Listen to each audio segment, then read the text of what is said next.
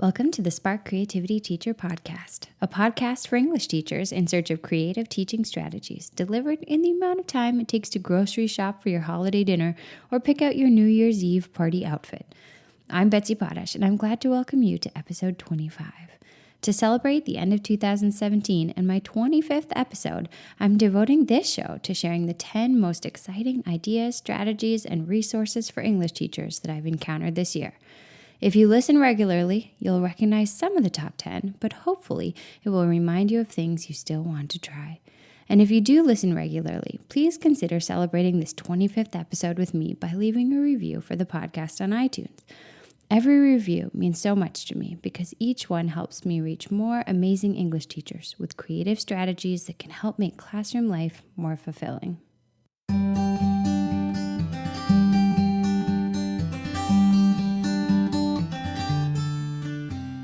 It's fun to look back over the year and remember the highlights. This year, my son started kindergarten, my daughter had her second birthday. I started this podcast and learned how to paddleboard. Our family traveled to Santa Fe, Florida, and Minnesota, and I finally discovered the greatest recipe in the world for chocolate cake. But those aren't the things I'll be focused on today. Nope. Today is about this year in the world of English teachers. It's about my favorite things I've learned that I can share with you to make a difference in your practice. So with no further ado, let's give 2017 a round of applause and dive into the best of the best. So the first strategy I want to share today is sketch notes. And I think I mentioned this an episode or two ago. I wish I could give sketch notes a whole show, but the reality is it's a visual medium that would be very hard to discuss in a 20-minute podcast. Sketch notes are a way for students to have more agency during lecture because as they listen to the lecture and they process the ideas, they're going to create a visual representation of those ideas. Instead of just making lists of ideas, they're going to process the information, make choices about what's important and how to group things. And they can use highlight fonts, bubbles, sketches, symbols, anything they can think of, different colors, different types of markers or pencils. The idea is that as they process the information, they're going to create this visual map of all the ideas. And I just love this. This is how I prefer to take notes. I never knew it had a name. But the fact that we can introduce it to our students and give the ones that are more visual learners, more artistic students, the option of taking over this agency for themselves during speeches, during lectures, during discussions when they need to take notes. I think this is such a helpful idea. I shared it in my Facebook group with the teachers there, and I've been getting a really positive response. A lot of teachers have been experimenting with it and sharing photos in the group, and they've been really cool. There was one teacher who said her students just kind of rejected it. The same students who would reject most types of creative projects thought it was lame. And so, there's going to be that outlier segment who just really enjoys taking down notes very clearly and concisely in one color with no bubble fonts or arrows or little sketches. And that's totally fine. But to give students this option, I think is super helpful. I'm going to link a big post that I did about sketch notes in the show notes under this first topic of the show today because it's helpful to see some examples if you want to try sketch notes. And it's also really helpful to see this short video that I included in the post.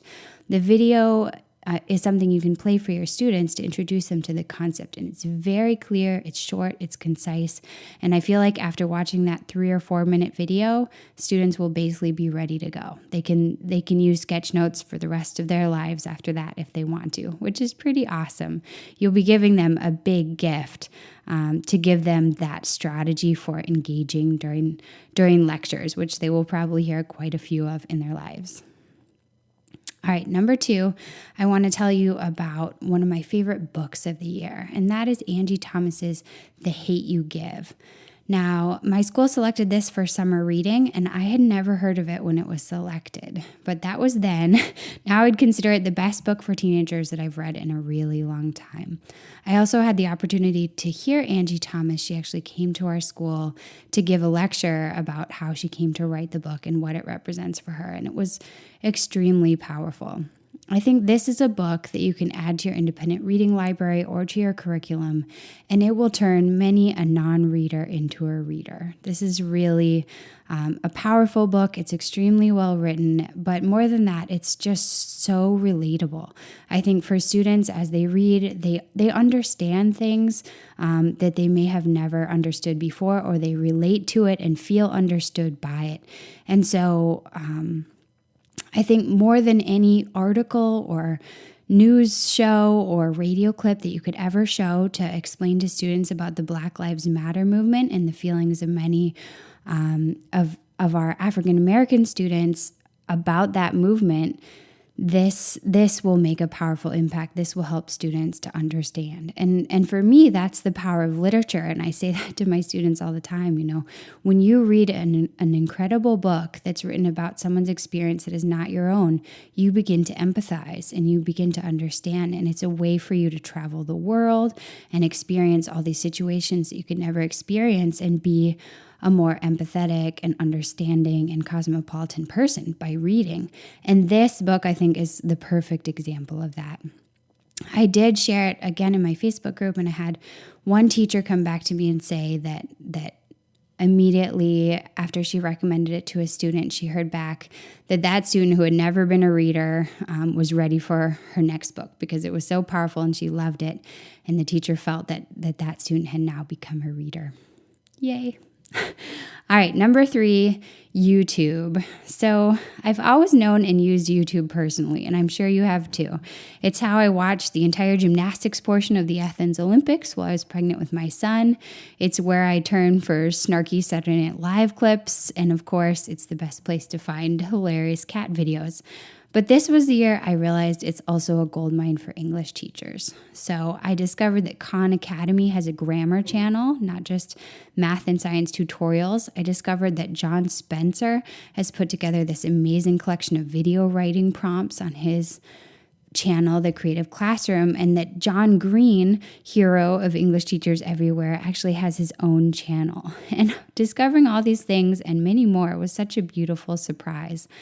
I'm going to link a roundup that I did on my blog of the best YouTube channels for English teachers on the show notes today. So if you want to go deep into YouTube and find some wonderful video content for your classroom, as well as some video platforms that you can use to show that content easily as part of your lessons, I recommend you go check that out in the show notes. Okay, number 4, escape rooms. I had never heard of these until this year. Maybe you were one of the front runners, but this was the year they really came into the public eye, I feel, and I had a lot of fun interviewing my friend Emily Airstock about escape rooms this fall on the podcast. So that's episode 17 if you want to go back and get really into escape rooms. But the basic idea is that you give students clues, you hide activities around the room that they have to find as they follow the clues, and they're basically making this mad dash around the room to get to a final prize at the end. It's usually called escape rooms, sometimes called digital breakouts, and it's pretty easy to see why students would be really engaged with this. It adds gamification, it adds competition, it adds a race element, and from everything I've seen, it just is a really fun strategy to apply for students. I think it takes quite a while to figure out how to set up escape rooms, but once you get the general idea, it's not really that complex. You use the same activities that you might use regardless of the strategy you're using to put them across, except you hide them around the room and incorporate these clues. And if you want, and you have the budget for it, you can include like lock boxes and coded padlocks, but you really don't need anything like that. You can just hide the clues, put things around the room, and then put some sort of fun thing at the end inside of a box that students are going to unwrap. Maybe it's just a big certificate that says, we broke the code, or we broke out, we escaped, and you can take a picture of them and just make it fun at the end, maybe throw some confetti out of the box. All right, so number 5, Genius Hour. Genius Hour is definitely not new, but this was the year I really started to understand how it could be used in the classroom to empower students. If you're going to commit to Genius Hour, that means giving students a chunk of time to devote to their own personal passion. So it might be 2 weeks out of the year, it might be every Friday. It doesn't really matter how you do it, but you're going to try to give them a significant chunk of time. Some people call it 20% time. So maybe it's going to be one time every 5 times you meet, or maybe it's going to be 1 month of the year, or however you want to do it. And students may work on anything. They may want to build their own motorcycle engine. They might want to make an origami zoo, or write a cookbook, or start their own YouTube channel. It doesn't really matter what they're doing as long as they're doing something that they really care about. It's their chance to explore what really matters to them. I think we can all agree that it's a world now where they may very possibly start their own business. They may invent their own product, build their own website, work on a team for a company that values creative innovation above anything else. And so Genius Hour is an opportunity for students to own their own learning and prepare for this type of future that they actually want to have, right? They don't want to just be a cog in a machine. They're probably going to be most excited if they can follow their own passions. And it's not too hard to build some structure into this type of program where they can include some writing and presenting skills, the kinds of things that are traditionally focused on in the ELA classroom. And so, if you need to justify it to your higher ups, you can say, look, they're pursuing their passions, and then they're writing about it, and then they're presenting it back to us, just like so many famous thinkers do with their TED Talks and their podcasts and their speeches to the community. And so it's not just sort of an isolated thing. They will have a chance to work on the skills that are vital to our discipline at the same time. Number 6, independent reading. So this is a movement that's been going on for a very long time. Encouraging students' choice reading is so important. And I have believed that for many years. I started working with independent reading in my classroom, I don't even know, maybe 10 years ago after reading a book by Nancy Atwell. But I feel like lately it's becoming more and more a part of the spotlight. I just recently listened to Jennifer Gonzalez's podcast on the Cult of Pedagogy podcast, and she was talking to Pernille Ripp about trying not to kill students' love of reading. And I was really interested in what they were saying about how so many schools now are moving toward students reading excerpts and having reading packets and reading as part of computer programs. And this is all under the directive of teaching reading and preparing students to pass reading tests. And I think for us as English teachers, we may have to work within that system, but sharing the best books we can in a truly splendid independent reading program becomes all the more important. If we want our students to know books, to care about books, and to be readers, we're going to have to do that ourselves, because they're not going to fall in love with reading by reading excerpts and then doing reading questions on them. And we all know that. So if you haven't yet begun a choice reading program in your classroom that you can do in tandem with whatever you're required to do, I'm going to put a whole bunch of resources in the show notes today to get you started, because I think you will look back on the moment when you introduce that to your classroom as one of the most powerful moments in your career. I really believe that, because I feel that way myself. When I look back on the day that I started trying to help match students with books they would truly love, I feel like that was such a game changer. My students became they became closer to me. We developed relationships in different ways because I began to understand their interests better. And they started to thrive more in the classroom, because as they were reading the books that they loved, they just became better readers, and they became more interested in the books that we were reading that they had to read. And it was a very powerful shift. And so I want that for you too. Number 7, Facebook groups. So I never realized how much learning and sharing can go on through Facebook until this year. Obviously, there are a lot of different organizations and websites that you can follow on Facebook to get funny little videos about teaching and memes and articles. But this was the year I started a Facebook group called Creative High School English. And I started it just 6 or 8 months ago. And there are now more than 1,000 teachers inside collaborating, sharing their ideas. Several teachers have started Google Drives full of resources on different subjects, and everybody puts in their best stuff in there. People find support there. They get questions answered. I just love it.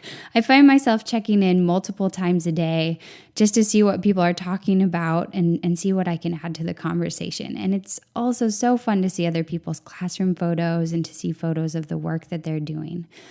For me, I think being a teacher can actually be weirdly lonely. It's a public job. You're with people all the time, and yet you're usually the leader and you can't really talk about what you're doing with anybody else in the room, right? All you can do is do it. So you're presenting, you're using whatever strategies you've come up with, but times to actually share with your colleagues are very few and far between, and half the time you end up feeling judged by your colleagues. At least that's what's happened to me. If you're trying to do something a little daring or interesting or creative, it can be difficult. You kind of have to keep your head down sometimes. So for me, finding an online community that supports exactly the type of teacher I want to be has been really meaningful, and I love being able to support other teachers on that same journey. Number 8, along the same lines, I'm gonna talk about podcasts. This was the year I started this podcast, but it was also the year I first subscribed to a bunch of different education podcasts. And I've been fascinated by what I've learned from some of the other teachers out there podcasting. I love John Spencer's The Creative Classroom. I love Jennifer Gonzalez's Cult of Pedagogy. I've found some very interesting techniques on the Flipped Classroom podcast. And I know a lot of teachers in my Facebook group are also working on teaching with podcasts, especially using the show Serial. This was also the first year my school included some podcasts that matched themes from the summer reading. So as part of the summer reading, they actually linked up podcasts. And I think that that's a really cool idea and something I want to explore having students do in more scenarios. So maybe there's a unit coming up for you where you could include a podcast for context, or you could play part of one before a discussion that informed your discussion of a book. I think podcasts are a growing medium, and they're free, and they're easily accessible. And so figuring out ways to incorporate them into curriculum, or even to have students broadcast themselves, is something that I'm really interested in and that has come out of this year for me. Number 9, teachwriting.org. This year, I began working with a website started by my friend Meredith Dobbs. And it's a pretty amazing resource for writing teachers. If you're a new teacher or a teacher teaching a new level, or you have a group of writers whose needs you're finding it difficult to meet, you can really quickly put together a wonderful list of writing strategies and assignments that you can use right away in your classroom from teachwriting.org. The website grows and gets richer every week because there are English teacher collaborators all around the country who are contributing their best ideas. So there's always seemingly something new coming up with strategies for pre-writing or for formal writing or narrative writing, all kinds of different creative writing activities, poetry ideas, journal writing ideas. On the Facebook page for teachwriting.org, there's a daily writing prompt every single day that you can use, and they are really varied because they're contributed by all these different teachers. And so I think this is a cool new resource that you should definitely check out. Number 10, last but not least, flexible seating. And this concept, again, is certainly not new, but this is the year where I feel like it really dug in. Everywhere I look on teacher websites and teacher social media, I see flexible seating. I see photos of it. I see headlines touting its awesomeness. And I feel like I know it's really achieved its peak popularity because articles are starting to appear with headlines like "The Troubling Truth About Flexible Seating." And that means it's becoming mainstream. But I think that's a good thing. I love the photos I'm seeing on Instagram of reading libraries with cozy beanbags, writing stations with yoga balls, stools lined up along counters where students can work on group projects, and much more. I mean, there are really a lot of creative ways to use flexible seating once you get into it. And so I think if you've got any budget at all, now is the time to dive in and add some squashy chairs or interesting stools to your classroom. I think students love it, and there's really no downside that I can see. Thanks for tuning in. If you'd like to check out the show notes for a whole lot of links from today's show, just head to www.nowsparkcreativity.com and click on the podcast tab at the top of the page. I hope you have a wonderful holiday vacation. If you haven't yet subscribed to the show, I'd definitely do that today because next month, 2 amazing guests will be coming on the show and you're not going to want to miss them.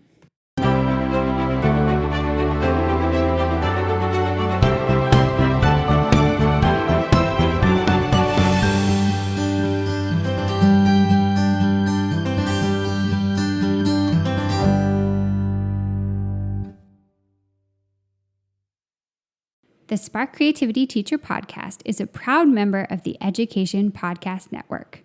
The Education Podcast Network, podcasts for educators, podcasts by educators. For more podcast recommendations, visit edupodcastnetwork.com.